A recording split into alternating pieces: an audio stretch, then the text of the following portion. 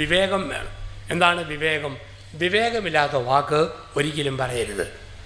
ഭർത്താവിൻ്റെ വില കുറയ്ക്കുന്ന വർത്തമാനം ഭാര്യ പറയരുത്. ഭാര്യയെ വില കുറയ്ക്കുന്ന വർത്തമാനം ഭർത്താവ് പറയരുത്. വായിൽ നിന്ന് പോയ വാക്കും കയ്യിൽ നിന്ന് പോയ കല്ലും തിരിച്ചു പിടിക്കാൻ പറ്റുകയില്ല. എപ്പോഴും ഭാര്യയുടെ മാതാപിതാക്കളെയും ആങ്ങളമാരെയും സഹോദരന്മാരെയും താഴ്ത്തി സംസാരിക്കുന്ന ഭർത്താവ് വിവേകമില്ലാത്ത കെട്ടിയവനാണ്. എപ്പോഴും ഭർത്താവിൻ്റെ വീട്ടുകാരെയും പെങ്ങന്മാരെയും സഹോദരന്മാരെയും താഴ്ത്തി പറയുന്ന ഭാര്യ വിവേകമില്ലാത്ത ഭാര്യയാണ്. സ്വന്തം മക്കളുടെ കേക്ക് ഭാര്യയെ താഴ്ത്തുന്ന ഭർത്താവ് വിവേകമില്ലാത്തവൻ. മക്കളുടെ മുമ്പിൽ ഭർത്താവിനെ പുച്ഛിക്കുന്ന ഭാര്യ വിവേകമില്ലാത്തവൾ. ഭർത്താവിനെ വളർത്തുന്ന വാക്ക് ഭാര്യ പറയണം, ഭാര്യയെ വളർത്തുന്ന വാക്ക് ഭർത്താവ് പറയണം. ഉദാഹരണം, ഭർത്താവിൻ്റെ പേര് ടോം. ടോം ടോം എന്ന് കേട്ടാൽ അവൻ അരിശം. ടോം കുട്ട എന്ന് വിളിച്ചാൽ അവന് സന്തോഷം. അങ്ങനെയെങ്കിൽ ടോം കുട്ട എന്ന് മാത്രം വിളിക്കുന്നതാണ് വിവേകമുള്ള ഭാര്യ.